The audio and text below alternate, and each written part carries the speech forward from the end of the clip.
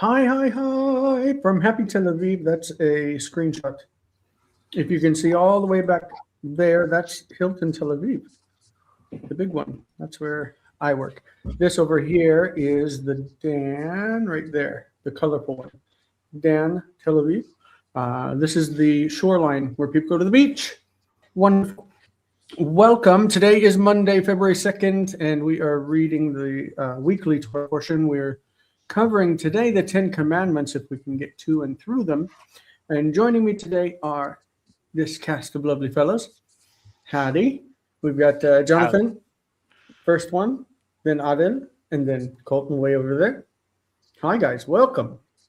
We are expecting a few more people. I don't know where they might be, but I hope they join us. How's your week been? Very good, thank you. Both with Colton and with Adel, I met this week to read through the whole Torah portion. We read through all of Yitro, and today we're going to be reading through only one of the aliyot. It's the one that contains the 10 Commandments, and it starts in Exodus chapter 19, verse 20.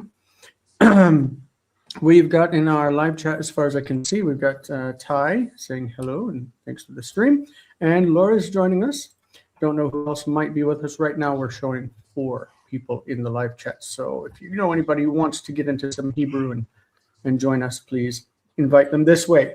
John Leifer says he can't get in. John Leifer, maybe he got the wrong link because he got a link from Eva. He told me that. Just go to patreon.com and grab it. I'll send the link. Yeah, I guess I could send it. No, I can't send it in the private chat. It's just right now I've got a lot of things open on my computer. If I open anything else, it will kill me or die. I'll take it. So here we go. We are in Parashat Yitro. Yitro is the name of the father-in-law of Moses. He has 2 other names in the Bible. You remember what they are? Give me a second and I'll conjure up one of them. One of them you just drop the vav off of here. Yitro, you drop the vav, and this is Yeter. One time we see Yeter instead of Yitro. And John Walker says over there, well, not really Ruel, but Reuel. Reuel means they saw God. I'm not sure why, but that's his name, Reuel. Okay, great. But people say in English Ruel, so I guess I'll count it. These are our lovely Patreon supporters. Thank you very much. We've lost Michael this week because he says that the winter is a bad time for him as far as, he's very, very busy and just doesn't have time. Has to devote a lot of time to his work in the winter. So we look forward to seeing him in the future. Of course, I offered him anytime that he wants to join us, I'll send him personally the links, and he's been a great supporter. So I wanted to make sure he can participate any way that he can or wishes to. So the rest of you, I thank you very much. Thank you from the bottom of my heart. I really appreciate you. Next week, by way of announcement, am I showing everything on the screen? I don't even know what I'm showing. Yes, everything's visible. Okay, so next week we're starting Basic Biblical Hebrew. It's an introduction from the alphabet and on, using Lamden's textbook, Introduction to Biblical Hebrew. It's not an easy textbook to go through. Hi, John. Welcome. Hello. It'll be my first time tackling that book, so I'm looking forward to it. The first couple of sessions, session 1 and 2, we're going to just work on the alphabet. Session 1 on the consonants, and a little bit of an introduction to transcription. I'm sorry, I have food I just ate. Session 2 on the vowels and the completion of the transliteration system, and then we'll try to cover the rest of the introductory stuff that he gives in the introduction. Jason, should you make your plug for what's that? Should you make your plug for wanting to have people on in the session? Yes. I prefer not to have people on the live with me that already know Hebrew and just don't know things to ask, because this is geared toward people who are beginning first experience in Hebrew. So I would like to have, if there's anybody out there, somebody who doesn't know Hebrew and really wants to learn and challenge themselves, because this book's not going to be easy. And I'd like you to join me on screen, and I have links to everything. I need a couple of people that want to learn Hebrew. John, you would be welcome to join if you want. I know that you enjoy going from the beginning of grammars and working through, and we're having review. And I know that you've said that before. Yeah, I was planning on joining the class. I've got the language. Fantastic. And so I plan on covering everything. The last time when we went through Shio, I did not cover everything because I figured it was, you would read the chapter on your own. We would go through it and discuss it while doing the translation work. Now I want to, with this one, actually go through the book rather thoroughly and teach it as well as it can be learned. The problem is that I need people who are able to say, wow, I don't know what the hell you're talking about. Please stop and explain. Because if not, I might push through where people didn't understand, and I didn't expect them not to understand, because I am not coming at this as a beginner. We'll stop you. You don't have to worry about that. Okay. Son of David, if you want to contact me, Jason at thehebrewcafe.com, then I'll get you ways to participate if you like. Okay, I just want to have a few people that will, maybe 3-4 people who sit on the screen and can challenge me to take my time and not be as thorough as I might accidentally, forget to be. Let me attach my headphones because I don't want you feedback from the speakers. Just okay. I'm attached. Let me see if I can hear you.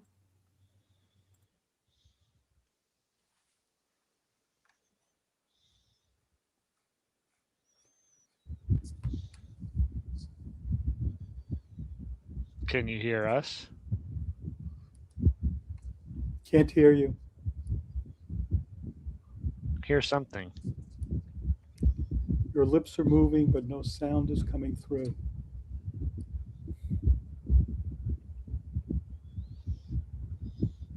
Yeah, we can't hear you. Yes. Talk again? Yep. There you go. Say something. Yes. Yes. There you go. Okay, very nice. Okay. All right. So everything should be arranged. I apologize for that. I wasn't ready with my headphones. Anyway, so that's what we're going to be doing starting at 6 p.m. next week. 6 p.m., not 5 p.m. 5 p.m. will remain our Hebrew reading, like for the Parashat Yitro. Okay, so that's the plan. We've been doing the translation things at 6 o'clock, but the book is pretty damn boring, so we're moving on. And we're going to do basic Hebrew. Okay, so this is where we are for next week. We're doing Parashat Yitro. That's what we're doing right now, the Hebrew Bible reading. If you want to access which readings we're doing, go to thehebrewcafe.com/readings. It will pull up a PDF and allow you to follow along. The second hour will be Lamden's Introduction to Biblical Hebrew. If you don't have the textbook, first of all, it's available on Amazon.com, so go grab it. And if you're waiting for it and you don't have it yet, you can pre-read it on archive.org. Just look for Lamden Hebrew, and it will pull it up. Yep, that's all I need to say about that. Third hour is still going to be our intermediate modern Hebrew. That is, we are finished with the first book of Hebrew from scratch. Colton, I think you're approaching the end of the second book, right? Okay, I can't hear you. Right. You're muted, Colton. Oh, thank you. Sorry. Yeah, I've got four lessons in the last Pesach Zman for it. Yeah. Yeah. So we're going to be finishing up with Ivrit Min Hatchala, and we're going to be going into the Shlabim reader, which is the one by what was it? Or a band. Or a band. Yes. Bond. It's this purple one. If anybody's interested in joining us for reading. Yeah, so that's what we're going to do. Right now, this is the text that we are looking at for this week. That's what it looks like. I will point out real quick, we're going to be reading from now on from the Logos BHS instead of, I had prepared like I normally do, like this, that highlight verse. Okay. We're going to move to using Logos because it's going to take too much of my time to create the PDFs or the PowerPoints for the 6 o'clock class. And so I won't have time to put this together. But I want to point out on this, because in the BHS on Logos, we have a lot of these parentheses with Samech and parentheses with Pei. And I just want to show you real quick what they look like in the biblical text. So the Samech is these ones that are spaces in the middle of a text.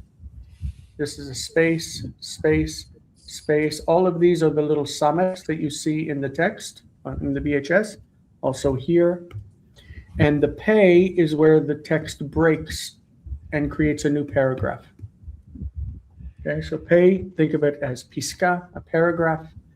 Pei opens a new paragraph.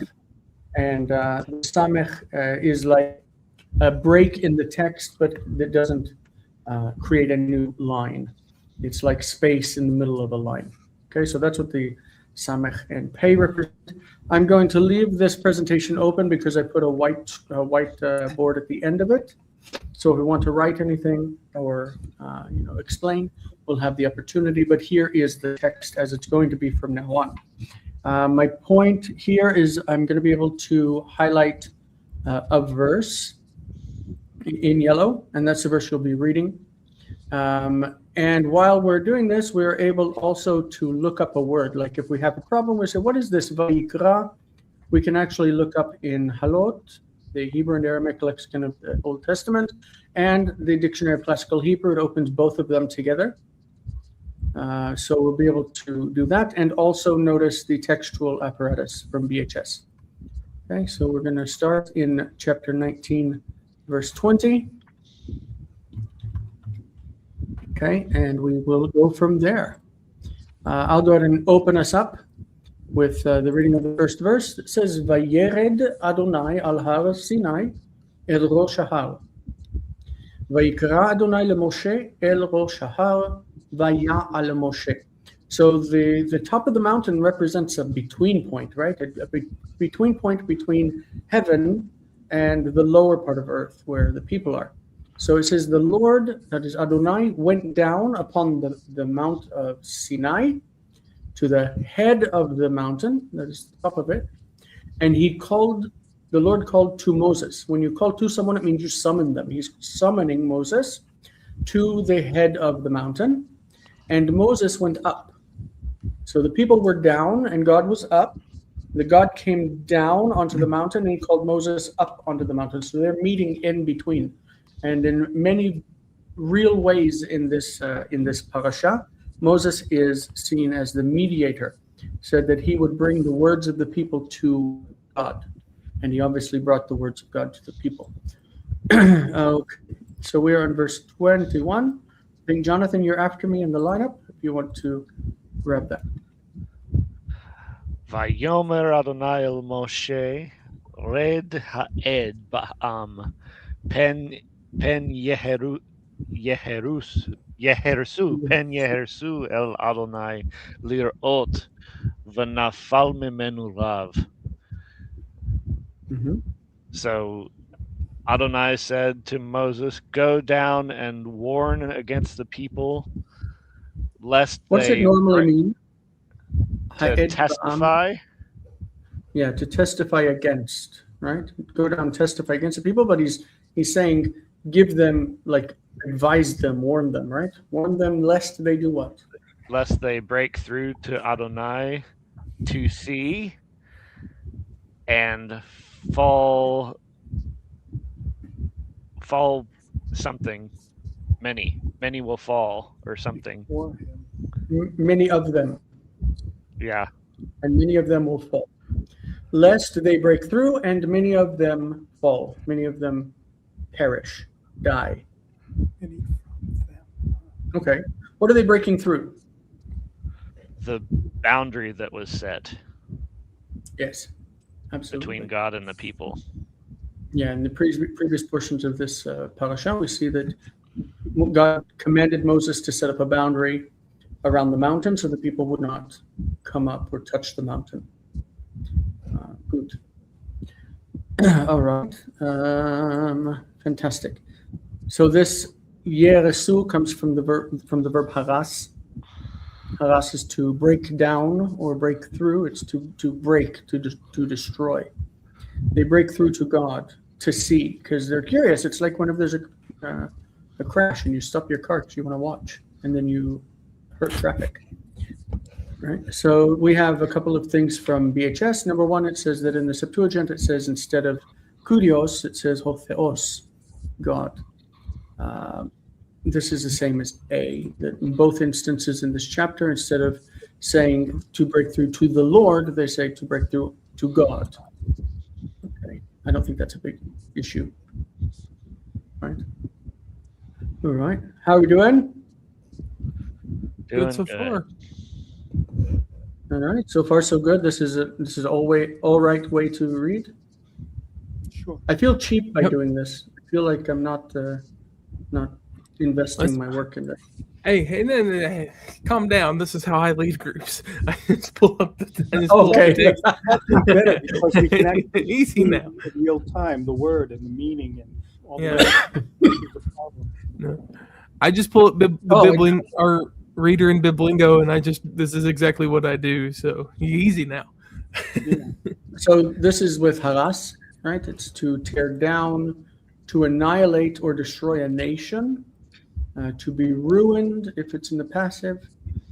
This is the idea, to throw down. So they're going to break down the border to come and look at God. I forgot that I could. What's that? Number 3, to break through.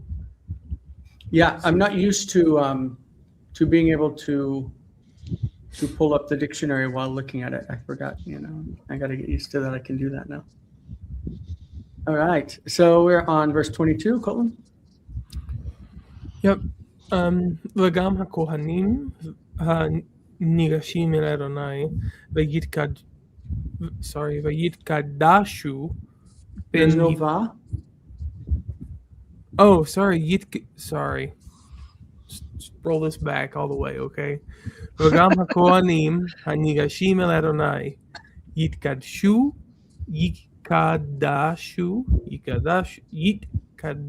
Sorry, that pause was messing with my head really bad. Bin yifrot bahim Adonai. Wow. And even and also the priests who are drawing near to the Lord, they shall be set apart, sanctified, lest the Lord break out among them. Yeah. So this also is like God. What's that? The Yid, the one he had so much problems with. Yitkadashu. Yeah, that's a hitpael, right? Mm-hmm. Hitpael in pause. In pause. How would it normally be? Yitkadashu.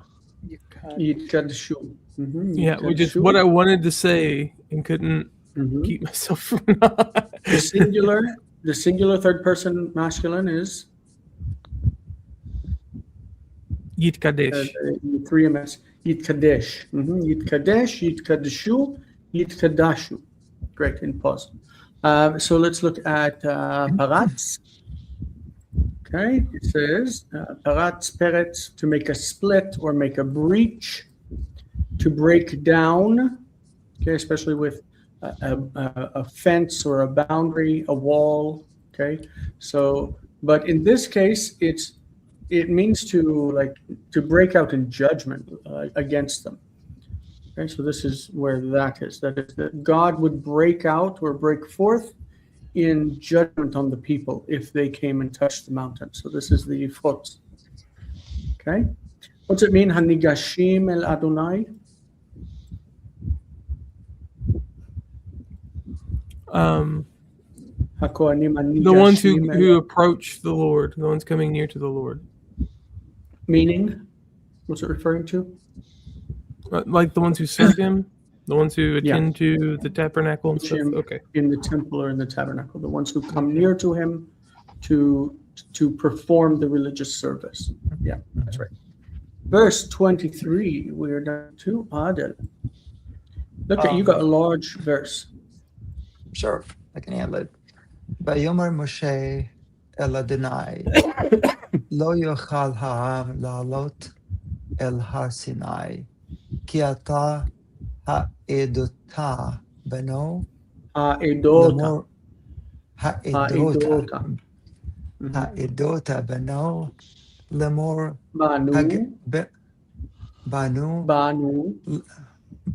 בנו, לאמור הגבל את ההר וקידשתו. Kiddashto. And Moses said to the Lord, the people will not be able to go up. Is this probably present tense, right? The people can't. The people are not able. People will not be able to go up Mount Sinai. For you have warned them. You have warned them, saying,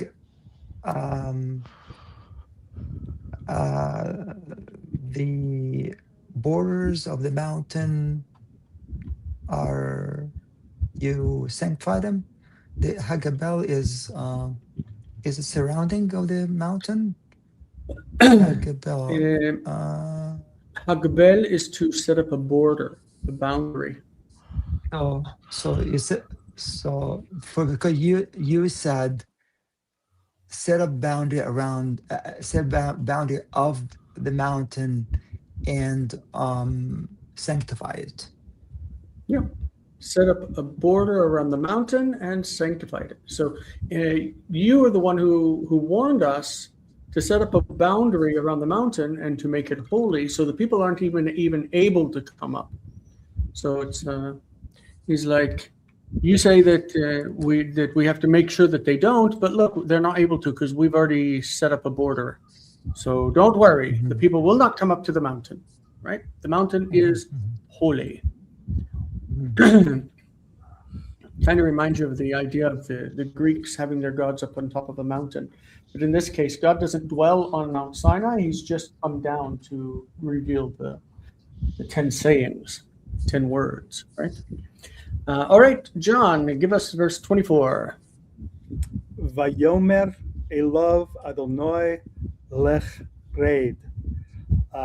Ba'alita ata ba'aharon imach. Baha kohanim v'ha'am al Yehersu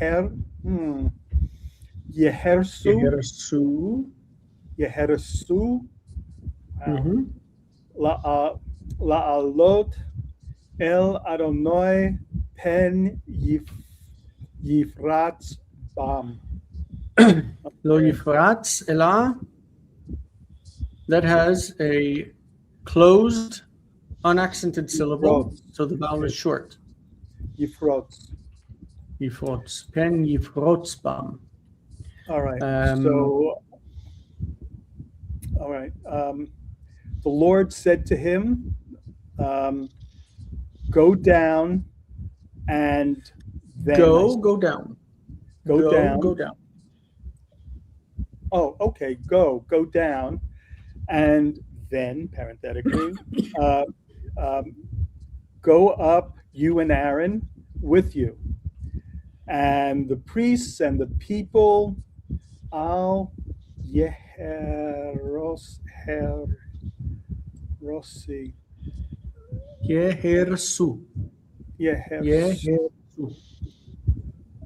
Upon the mount, no, I don't know what that is. Okay, to go up to the Lord, lest he break out. So let's think of what's going up. If he says go down and then he says come up immediately, how about we render that as go down and come back up? All right. I said and then come back up, you and Aaron with you, because it's like Moses is by himself and he tells him go down and get Aaron. Okay. And as for the priests and the people, let them not something. Hersu. Oh, Yeah, is this that a is haras. hefel? Is that a hefel? Is that a hifil? no, it's kal. All right. I don't know that word. Okay. Let's look it up. How about that? Hold on, I'll grab All right, sounds great. we mentioned the word already that it's haras, and haras means to break, destroy, to break through. But let's look at pealim, That was paras. and specifically that word. Sorry. What? Parats to break out. Yeah, parats is like it can be to break into a house, lipots, but it also can be, like in this case, God breaking out in judgment and killing them. So the future of this one, eheros, taharos, yaharos, okay, taharasi. What happens to make it? Notice it says yaharasu. This is how we say it in modern Hebrew, but the Bible, instead of it's Let's think of what happens. Now I have use for the whiteboard. Yay. Okay, so the verb is haras. Okay, haras. Okay, the O is for him. Yaros. Let's say yeheros. Yeheros. Okay, how do you make the plural? Instead of O, you have U at the end, right? And the O reduces to shva. Now we have two shvas in a row. Okay, what can we do with these two shvas? The first One one is- gets elongated. One is chataf. Nothing. Go ahead. I'm sorry. I was thinking out loud. The chataf segol, what happens to it? It just becomes segol. Right. So we get rid of that, and then yehersu. You see what happened? That yeheros, he will break down, destroy. Traditionally, you add u for him, for them, and we would add yeherosu.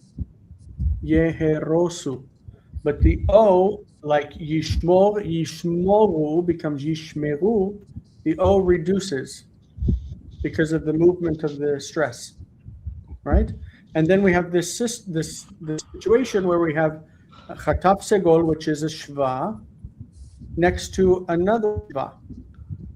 If we were measuring, always the second shva needs to be the one that's vocal, right? The first one is silent, the second's vocal. So we don't have a situation where we can make this a silent shva. We can't. So instead of making it silent shva, it lengthens to a full vowel. Yehersu. Does that make sense? Yeah, absolutely. Definitely. Okay. Just in the text, it's normal to mark the first one here with meteg. Why do we put meteg? Because meteg indicates secondary stress, secondary word stress. Yehersu. Yehersu. Yehersu. It's a secondary word stress that sits right there. It's like secondary word stress. He, and then su, primary word stress right there. Yehersu. Yehersu, excuse me. I knew something was wrong with my syllable. Yehersu. The secondary stress is at the end. No, the first primary stress is at the end. So meteg is saying, I know that this is supposed to reduce because it's distant, but it stays strong, it stays full. And it's marked for secondary stress. Oftentimes, meteg is replaced by munach for secondary stress. Both of those indicate the same thing. Okay, that's a lot. Ooh, sorry. So yehersu is what we have here. Notice the meteg for secondary stress. Yehersu. Al yehersu la'alot el Adonai pen yifrotz ba. Don't let the people or the priests. As for the priests and the people, let them not break through to come up to God, lest he break out among them. That is in judgment. All right. Verse 25. This next one is me. Am I next in order? Yep. Yes. Okay. Vayered Moshe el ha'am. Moses went down to the people. Vayomer alehem. That is very weird. Like it should say that he said something to them. What something's missing. Vayomer. Okay, so Moses went down to the people and he said to them. He went down to the people and he said to them. What did he say to them? I don't know. The NRSV says he told them. They dodge it. You would need to have an object, right? He told them. Yeah, something. they dodge it. Yeah. So it feels like something's missing from the text. Sorry, John. What? I thought that was referring. He was saying that God told him all this stuff, and then Moses went down to the people and repeated it to them.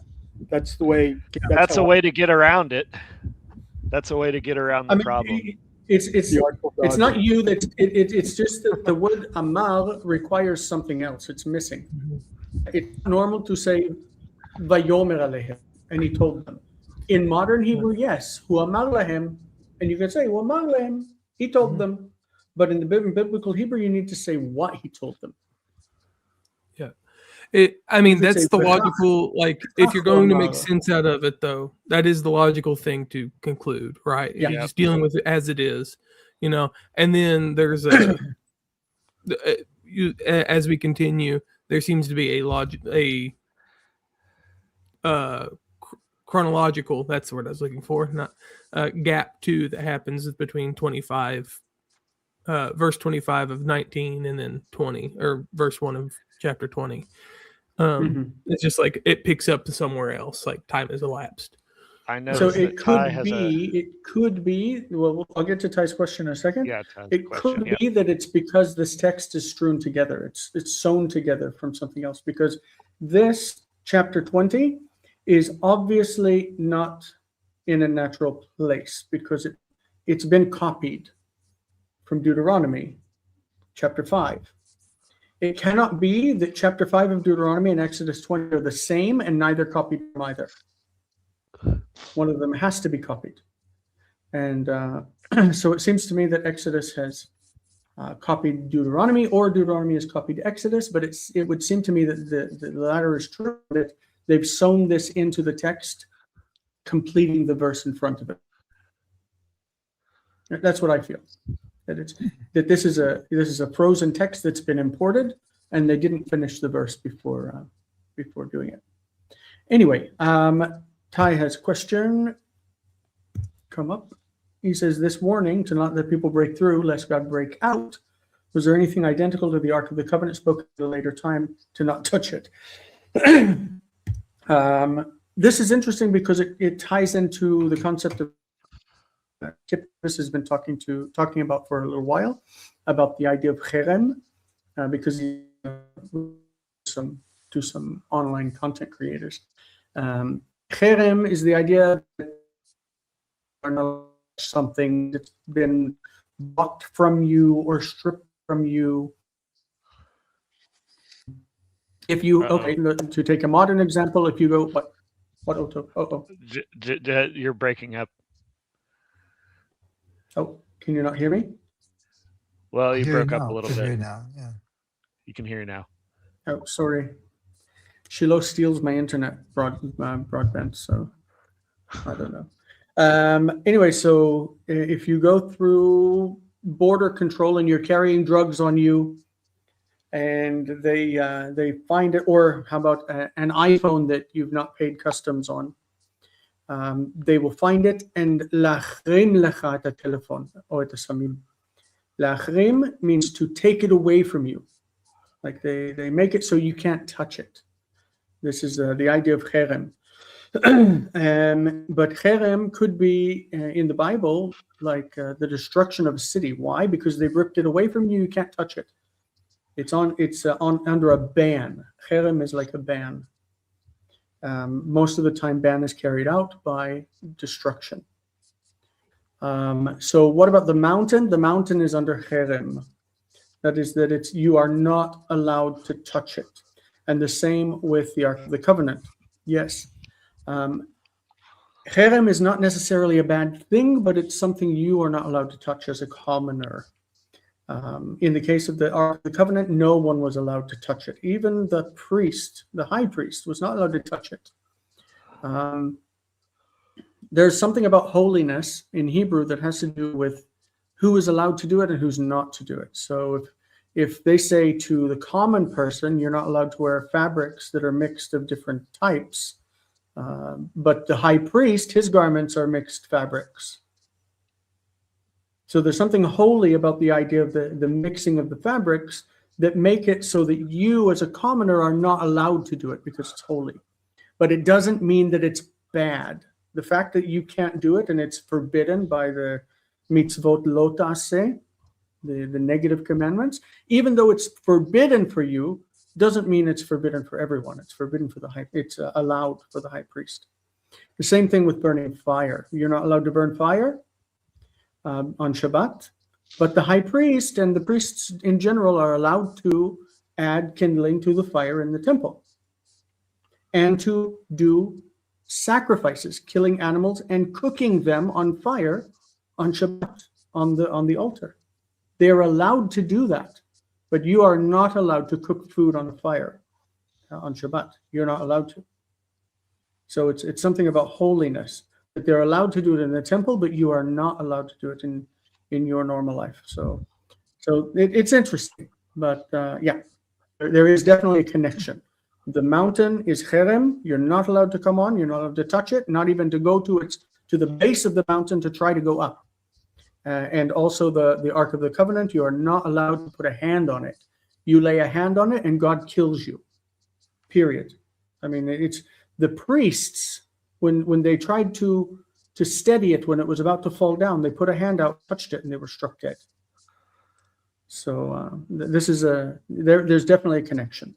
So if the people were tried to break through the boundary and go up the mountain, God would break through in the people, break out and start killing them. Because remember, God, the whole idea of the angel of death is not a separate personality. That is a servant of God. That is not a demon or something, not in the Bible. Anyway, so chapter 20, verse 1 interrupts the text, and it says, Jonathan. וידבר אלוהים את כל הדברים האלה לאמור. What's the textual note say? That in the Septuagint it says kurios. It says the Lord. There are a few verses up here where it says the Lord, like this one right here. It says the Lord, Adonai. That in the Septuagint says theos. This one says, where is this? Kurios. El Adonai. B. Okay, it says see verse. So it's the same as verse 21. That in 21 we had two instances of Adonai, and both of them say hotheos in Greek. Not they don't say kurios. So here we have that in the Septuagint it says the Lord spoke all these words, but in the Hebrew so it says here God. we just have God spoke all these things, quotation mark, saying. Yeah, good. Colton, verse 2. Let me get it highlighted, sorry. There you go. Oh, I highlighted 2 and 3. Oh, and I would have read both too. I just would have blazed right through it. Well, in some, notice that in some this is et nachta, so the verses are joined because this is et nachta. There are two sets of trope in this chapter, so ignore them. Anochi Adonai Elohecha, asher hotzeiticha me'eretz Mitzrayim mi'beit avadim. I am the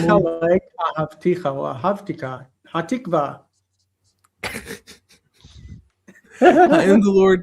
I am the Lord your God, who brought you out from the land of Egypt, from the house of slaves. Yes. Is the you in this chapter singular or plural? Singular. Well, here's singular. Yeah, it's all singular. Singular. Collective singular, maybe. So those who say, never mind. It's speaking to the whole people as one person. Yeah. So he says, Hotzeiticha, I brought you out, singular, from the land of Egypt, from the house of slaves. Yeah, sorry. I was answering purely grammatically. I can't say words, Yes. English words today. Yeah, when I answered Yes. that. Yeah. Absolutely. Well, there are those who say that Isaiah 53 cannot be talking to the people as a whole because it's speaking in the singular. So I was going to point that out, that this is singular. All right, verse 3. Adel, here you go. לא יהיה לך אלוהים אחרים על פניי. This is also a strange one, isn't it? It would not be to you another gods before me. So Elohim Acharim is singular or plural? Plural, isn't it? Acharim? Plural, yes. Elohim Acharim is plural, and Yeh is singular or plural? Single. Singular. The verb is singular. Singular. The adjective is plural. It's kind of a mismatch. But isn't it Lo here, yeh lecha Elohim lecha, Acharim. but lecha is singular, right? That's not Lo agreeing Well, with yes. lecha. Yeah. The lack of concord is between Yeh and Elohim Acharim. We would expect Lo yiyu lecha Elohim Acharim. There will not be in the plural. Lo yiyu lecha Elohim Acharim. Elohim Acharim is expressed here, even though it's plural with a singular. That's interesting. But something to memorize. Lo yeh lecha Elohim Acharim al panai. What's al panai? Upon my face. How do you say normally before me? So you won't have gods on my face? On my face. What's it mean, al panai? Above me? Above my face or above myself? At. Means to put me first. At my presence. In my presence. I like the at. There was a verse above that we didn't get to that said, Al Moshe. This is from this passage, from this parashah, where one of the things about this passage is that Jethro comes to Moses and he says to them that it's not a good thing that he sits and judges the people of Israel all day. That he needs to set up judges that will handle the smaller matters, and that he will handle the larger ones. Let's see. I want Al Moshe. Okay, this is the one. It says Plane move comes from the Septuagint, the note. Yeah, so plain emu in the Septuagint means except for me. You will have no other gods except me. That is certainly not the meaning of the Hebrew, but that is how we've always understood the text. You will have no other gods except me. That you will only have one God. Look at this one. Vayhi mimochorat, and the next day, Vayeshev Moshe lishpot et ha'am. Moses sat to judge the people. Vayamod ha'am al Moshe. Min haboker ad ha'arev. The people stood on Moses. We can't see Is what that you're what that reading. means? Yeah, we can't see what you're reading though. Why? I see it. I don't. Oh, I can't. On my screen, it's shared. I still see the text. Oh well, ignore what I'm saying. So it says that the people stood on Moses. They stood on Moses. What does that mean? Vayamod ha'am al Moshe. They stood on Moses. Again, it means before. The people stood before Moses. Moses is sitting on the seat judging, and the people stood before him from morning to evening, making their complaints and their claims, and he judged their claims. Okay? So what we have here is the same idea. Al Moshe does not mean upon Moses, it means before him. So al panai in this verse means in my face, before my face. So that's what we've got going on. Doesn't mean on my face, like not on Moses. Cool. Another place where this is relevant is Zechariah. I told Colton about this week, remember? Yes, I remember you telling me. Can I tell you what the verse was? No, but I remember it being a messianic prophecy. This one. Zechariah chapter 6, verse 13. V'hu yivneh et heichal Adonai. He will build the temple of the Lord. V'hu yisahod. And he will bear splendor or glory. V'yashav u'mashal al kiso. And he will sit and on his chest, his throne. V'haya kohen. Now you can't see. Now I really did lose my connection, didn't I? You for a second Can there. you see me now? Yeah. Yep. All right. We can hear V'haya you. kohen al kiso. V'haya kohen al kiso. The King James does a terrible job with this. King James says he will be a priest upon his throne. He will be a priest upon, meaning the king will be priest on the throne. That's not what this text means. It says he will sit and rule upon his throne, and there will be a priest before his throne.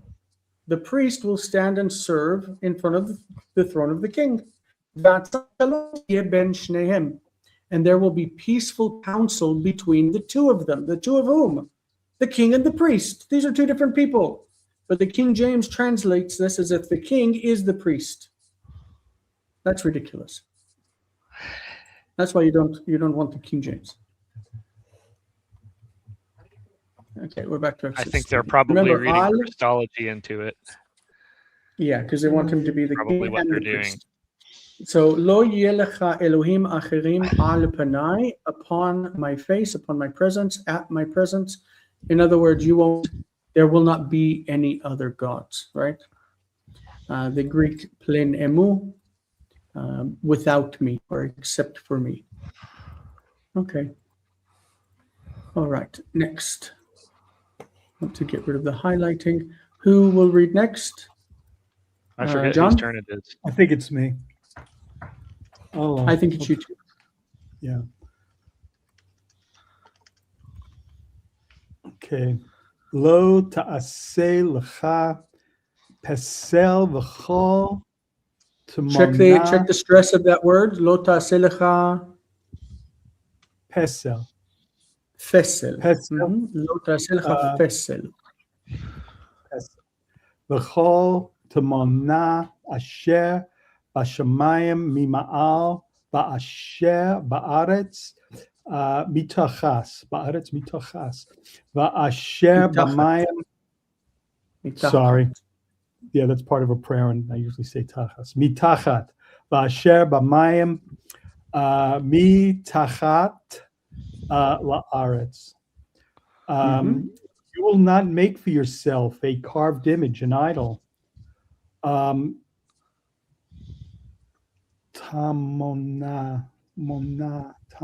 Oh, yes, okay.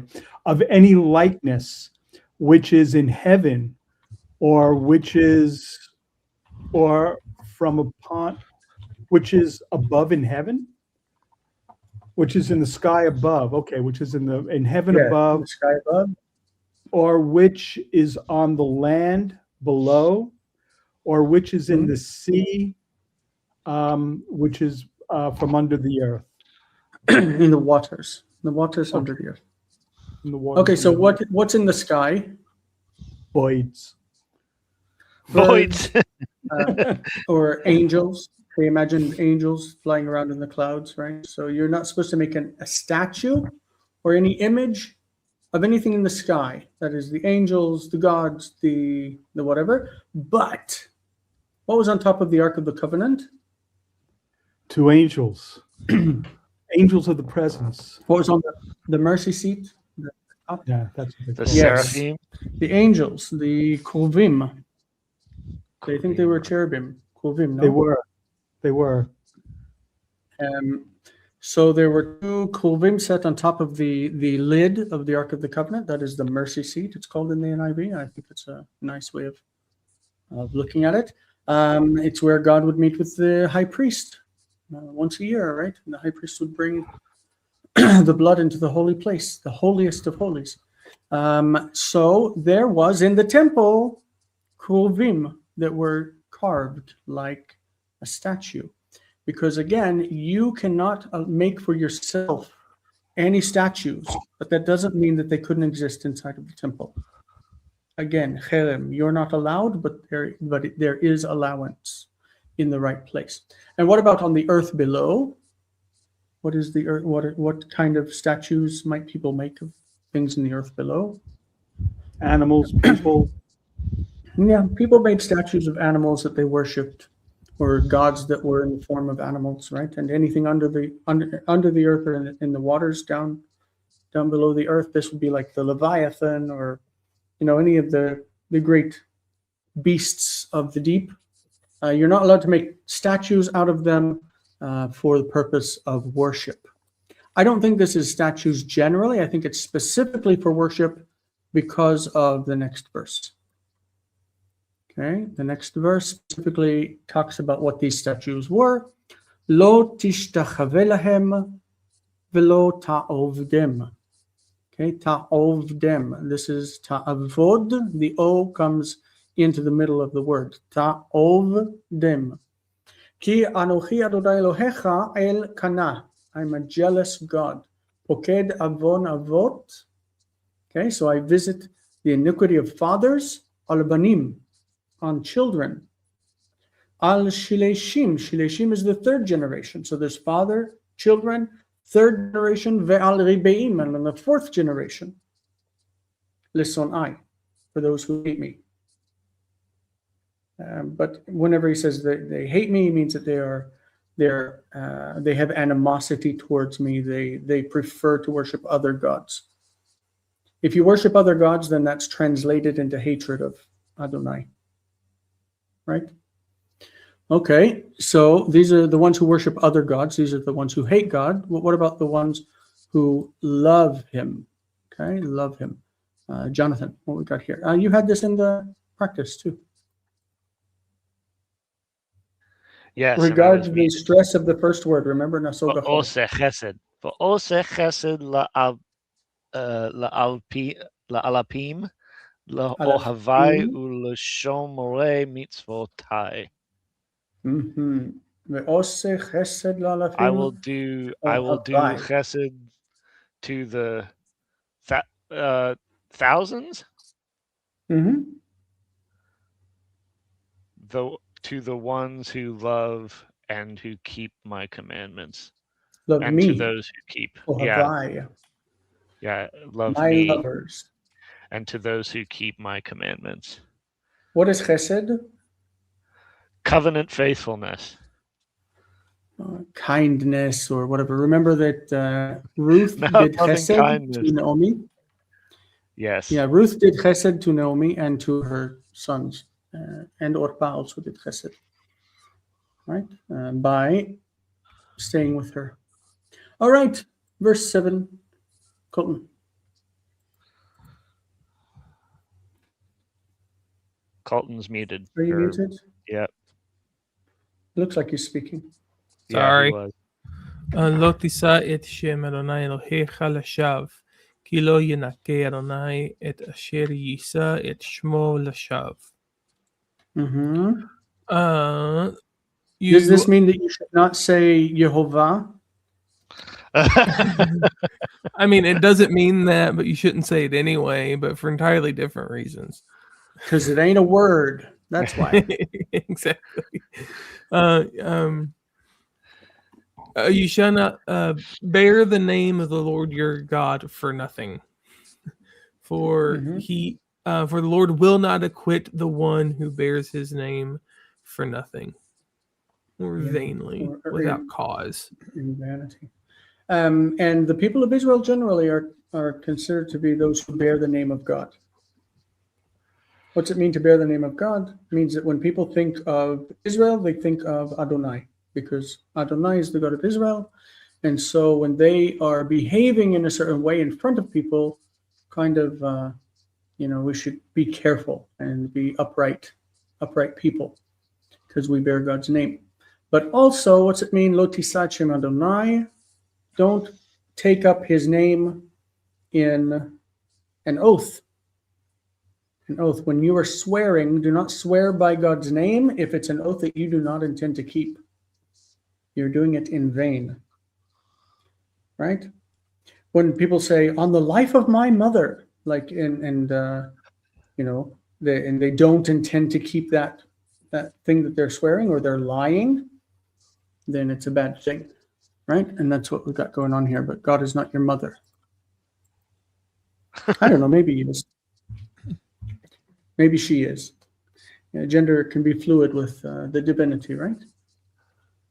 That's a different topic entirely. Yes. Verse 8. I think we are going like in the same order that we did in the practice Yeah, we reading. did. Zachor et Yom HaShabbat lekadsho. Observe Yom Shabbat and sanctify it. Zachor isn't really observing. Remember, I'm sorry, you confused me. Shmor et Yom HaShabbat lekadsho. Remember Yom HaShabbat and to sanctify it. This is how the King James says it, right? Remember the Sabbath day to keep it holy. Maybe it means remember to keep the Sabbath day holy, to sanctify it, right? Or maybe it means remember the Sabbath day as a thing by sanctifying it. The infinitive construct can be used as an instrumental type of verb. Remember it by sanctifying it from the other days.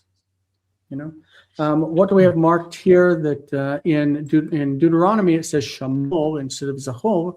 In the Samaritan Pentateuch, they also say Shamor in this verse, as if it's taken directly from Deuteronomy, right? Okay, and Lekadsho means to make it holy, Lekadesh Oto. And this is going to tell us, the next verse, how we sanctify the Sabbath day. Like not this verse, but the next couple of verses. John. Sheshet Yamim Ta'avod Va'asita Kol Milachtecha. All right. So 6 Yamim Ta'avod Va'asita Kol Milachtecha. What's that mean? 6 days you will work and do all 6 days you will work and do all your work. Serve, I guess, maybe better. Yeah. 6 So it days uses you- both words. It Yeah. uses both words for work, right? La'avod and melacha. Right. So when it uses both words, it's trying to, I guess, cover all bases. But in Judaism, of course, we spelled out what melacha means. And so there are 39 categories of work. What is considered work and what is not? There's lighting a fire, and there's tearing, and there's sewing, and there's all the different Winnowing. things. Winnowing. Yeah, Separating Yeah. one thing from another. and giving water to a plant, right? You can't give water. Like there's lots of things you can't do on Shabbat. 39 categories according to the Mishnah, the Jewish law. All right. So, verse 10. We have 50 seconds. So take I us think we home. can go a little bit over. We can. ביום השביעי שבת לאדוני אלוהיך, לא תעשה כל מלאכה, אתה ובנך וביתך, עבדך ועמתך ובהמתך. Notice they're pairing these things together. וגרך אשר בשעריך. Okay, so and the seventh day. Okay, it says 6 days shall you labor and do all your work, but this ve here is contrastive from the previous verse. But the seventh day is Shabbat to Adonai your God. You shall not do any melacha. Okay, whatever melacha means. And like I said, we defined it in 39 categories. You and your son and your daughter, your slave and your female slave, whatever you would say, and your beast and your stranger that is in your gates. So basically, no one is allowed to do melacha on Shabbat. But remember, there is such a thing as a goy Shabbat. Yes, there is. Yeah. I think goy Shabbat is basically defensible as long as you don't live in Israel, because it says gercha asher b'sha'arecha. It's a stranger who lives in your city, in your gates. And so in Israel, I think it's less justifiable, but in Israel, they still do it. They still have goy Shabbat. Right, but that is- regardless, it's something to be avoided unless it's a necessity in practice. Yeah. I think it's a bad idea, but lots and lots of people, when they stay in the hotel, they ask us for someone who's not Jewish to come and turn off lights in their room and do all these things that they should have done before Shabbat. If you don't prepare for Shabbat, then you will end up doing Chilul Shabbat. You will violate the Shabbat laws, and the Shabbat laws are pretty serious in Judaism. So if you are serious about keeping it, you need to arrange the lights in your room before Shabbat comes, and not have somebody come and do it for you afterwards. It is such that one of the laws that's one of the things forbidden, types of melacha, are tearing things. Tearing. You can't tear things, so that includes toilet paper. You cannot tear toilet paper on Shabbat. So if you're serious about keeping Shabbat, you need to tear your toilet paper and put it in piles in your bathroom before Shabbat begins, or buy things that have pre-torn toilet paper. Or just tissues, boxes of tissues. Yeah, things that you don't have to tear, that are already torn. There are lots of notes about this passage. We're not going to look at them. We don't have a lot to do as far as the translation is concerned for the next hour, so let's bleed over and finish the Ten Commandments. You have any objection? Because we only have 2 sections of the translation for the next hour.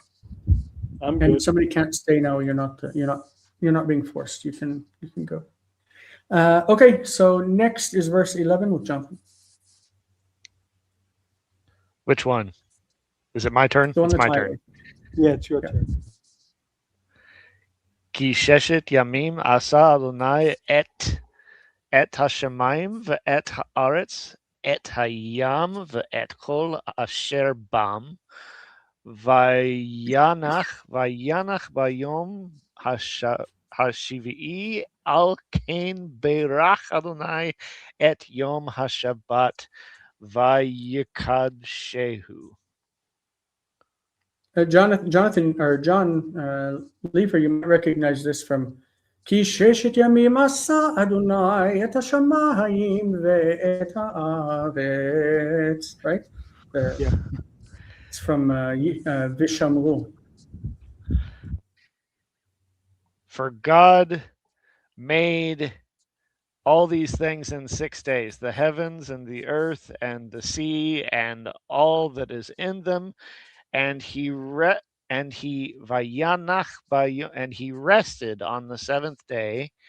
Therefore, bless Adonai, berach Adonai et Yom HaShabbat.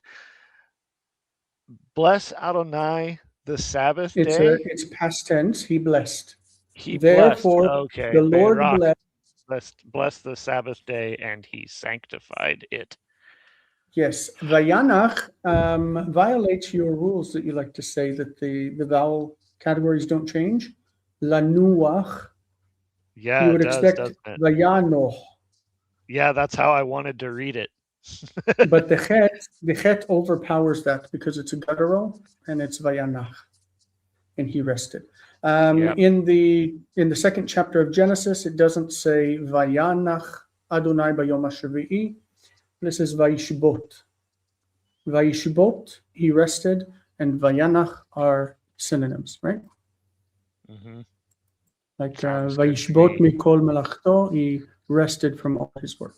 All right, Colton, I want to skip you for this one because Okay. Okay, I'll read that one. כבד את אביך ואת אמך למען יאריכון ימיך על האדמה, אשר אדוני אלוהיך נותן לך.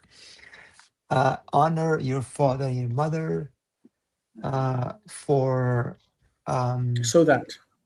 so that your days will be lengthened on the earth, which The land. the land which God the Lord has given you, granted you. Which Adonai, your God, is giving you. Is giving or is about to give. Participle often has that future sense to it. Yeah, about to. All right, especially after hine. Okay, Colton, take us all the way to verse 16. That's a lot of short ones. Indubitably. Okay, so lo tirtzak, lo tinaf, lo Okay, that sounded tignov, like you said lo titzak, which is don't shout. lo It sounded like lo tirtzak. titzak. Sorry. So, no, Lo I don't think I tirtzak. did, but yeah. Lo tirtzak, Lo titzak. lo tinaf, lo tignov, lo tanem bereacha ed shaker. Mhm. Okay, so lo titzak. How do you say murder? Like the noun, murder. It's this one, isn't it? Oh, Well, the noun. The noun. This is a verb. Oh, I don't know. The noun for murder is retzach. Retzach. Okay. Mm-hmm. Okay, how do you say the noun for number 14, lo tinaf? Do not commit adultery. How do you I'm say the going noun to for guess and say that it's, if that's what it's like, this is ne'af. no, this is almost like a PL. It says ni'uf. Ni'uf. Oof. Okay. Ni'uf is adultery. How What's do you the say the difference noun between- for 15, tignov? A ganav. Gnuva. Gneva. Gneva. Gnuva. Okay. Wait, And we what's don't I'm the really just have a taking noun. guesses. You realize this, right? I have no idea. So Let's what is the check difference for- between Ratzach and Harag? The difference in meaning. Well, Jonathan said that he knows somebody who did a study in Leviticus to show that it is the same. Okay. But for me, retzach is murder, and hereg is killing. Slaughter. You can kill. The Bible allows you to kill. You can kill, but the killing needs to be justified, and unjustified killing is murder, which is retzach. Yeah. So ni'ufim. That's it. Actually has it in the plural in the Bible. Ni'ufim for adultery. Okay. Let's see. This one is gneva. Gneva. Where's the noun? Ganav is a person who does it, and gneva is a thing that's stolen. Or stealing of Gnuvat. something. That's what I was thinking of. I was confusing my words. Okay, so and Ed Shaker is a lying testimony. Don't answer a lying testimony against your fellow. Okay. Let's see. This lo tachmod is actually a couple of verses.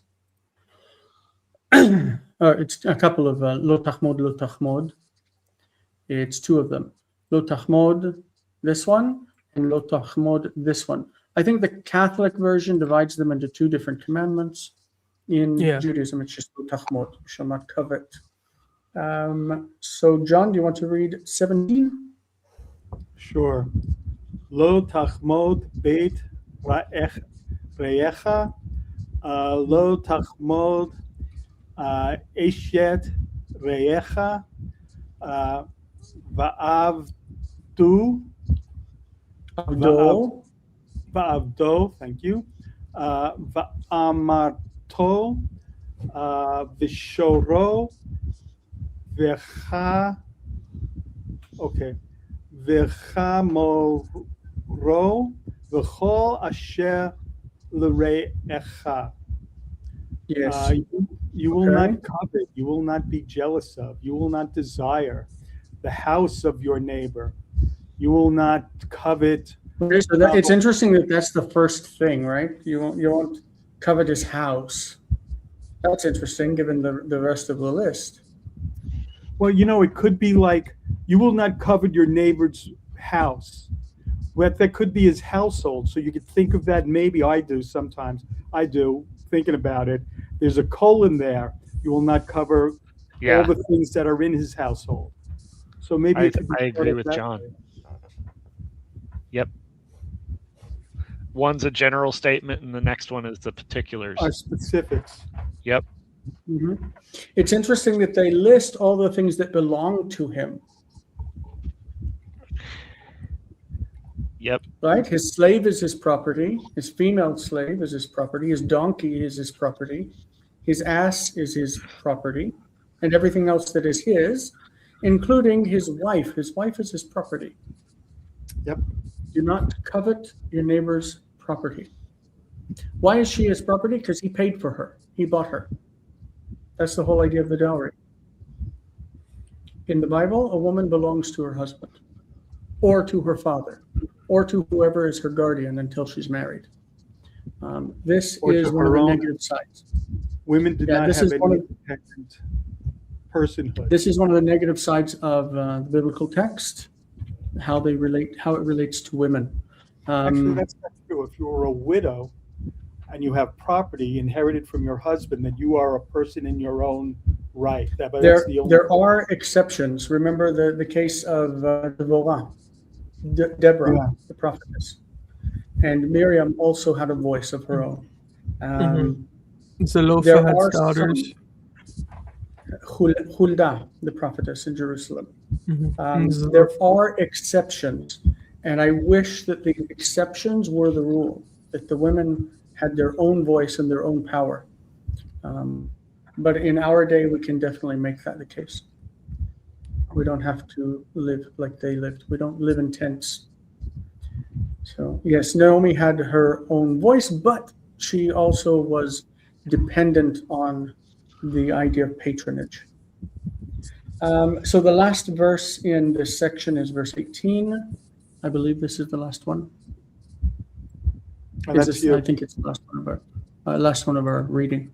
וכל העם רואים את הקולות ואת הלפידים ואת קול השופר ואת ההר השן וירא העם וינועו ויעמדו מרחוק. Ya'amdu is going to have the same thing with the ya'amod, with the a and the a becoming a full vowel, like we saw before with yeherasu, ya'amdu. It would have been a better example to pull to show what happens with the shva. So all the people see ro'im. Let's see what it has as far as textual. Shama. That would make sense. That would make better sense. Because how do you see the sounds, the kolot?